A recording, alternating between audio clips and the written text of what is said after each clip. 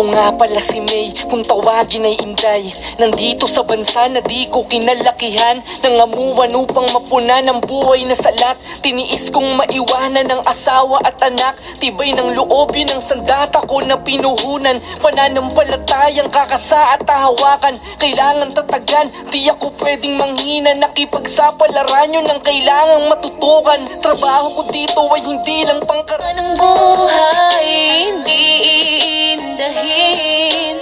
Para sa pamilya lahat ay aking gagawin.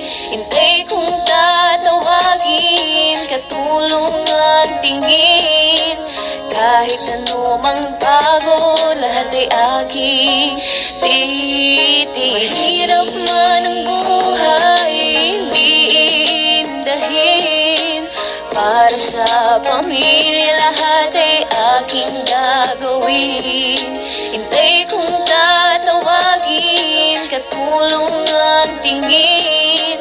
Kahit ano mang pagod, lahat ay aking titiisin. At abilidad aksyon sa abroad, ang hangad ko dapat masa katuparan. Kaya bawat nagawa ang leksyon naging misyon. Padayon, alam ko lahat ito ay meron na kaginawaan. Sabik na sa pamilya araw-araw, pangungulila at pagtitiis ang pakiramdam na aagaw. Lungkot na sumasagi, mag-isa lang sa hapunan. Mga luwang patagong naging saksi lamang ay unang. Kinakaya ko lahat tong dalihin, pampatibay ng loob kapag kayo'y nadidinig. Panandali ang mga tawag sa tuwing naiinip. Ang aking asawa at anak, pati mga mahal kong kapatid. Kaya kakayod na kakayod ako'y walang humpay. At nagbabakasakaling buhay namin gumaan. Ako si May, at tawagin nyo na lamang na Inday. Para sa aking pamilya ako'y magtatagumpay.